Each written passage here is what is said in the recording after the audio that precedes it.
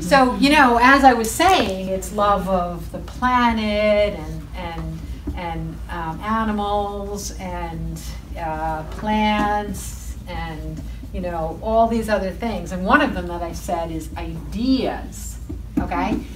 Enlightenment and the philosophy behind it and the energy behind it, it's still an idea, and we can talk about it. A lot of people talk about it but don't live it, right? They're striving and striving and striving. They want to live it, but all they can do right now is talk about it. But if you choose love of an idea over love of others, are you getting it? No, you're not. You're not getting it. You're not getting it. You're not getting it. I read something that popped up the other day, and it said strong, it's something we all heard, but strong people lift others up. They don't need to pull them down or break them down. And I realize how true that is. If you need to step on the back of someone else to feel good about yourself, you are very, very, very weak.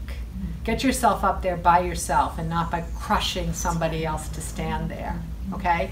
So there's never an excuse to be unkind first to anybody. There's never an excuse to enter into someone's space with unkindness. I don't care if you're tired. I don't care if you did a 36-hour shift.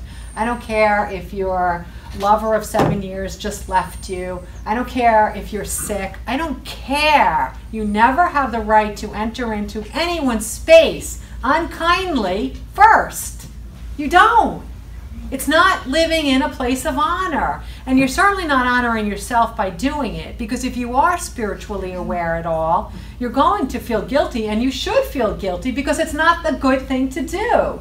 So at some point you're going to be worse off than you were before you said it, because you're going to realize that you have to make amends. And you really can't make amends. You can apologize and you can bring gifts, but you're not going to undo what you did. You're not. It's there. It exists. Everything exists all the time. So why start something that you don't want to have to finish? And even if you don't have the light go on and say, I shouldn't have said it that way, or I shouldn't have done that, even if the light doesn't go on for you, then you're going to spend time justifying your behavior and blaming the other person for the way that you behaved.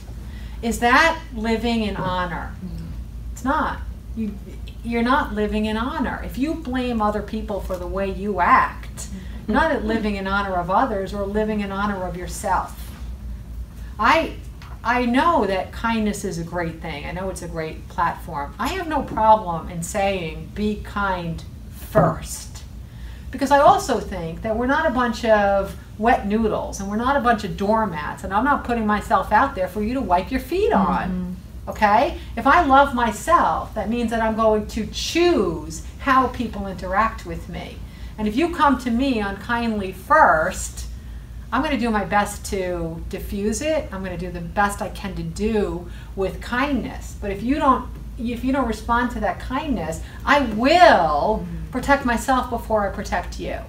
So I don't think we have to be these mushes, spineless, letting people crush us whenever they want for their own whatever, growth, experience, mirror, humiliation, whatever the hell they're doing.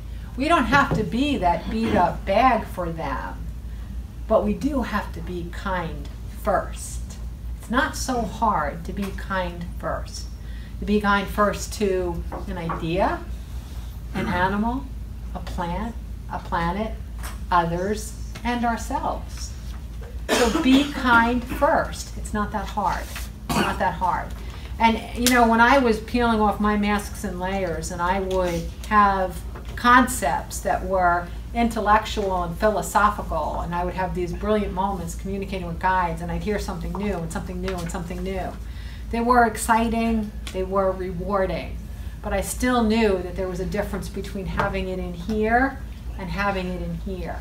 And having it in here is better than not having it at all, but when it's here, you're accountable. Before it's here, we could still say you're doing the best you can within your level of awareness.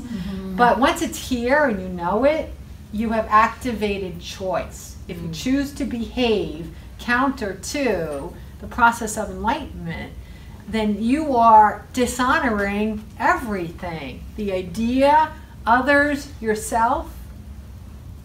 So if you want to really live in a way that you're painting your canvas, first, do no harm.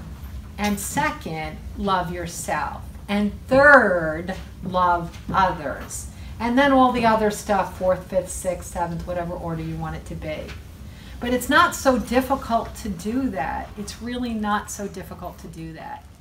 And I'll tell you,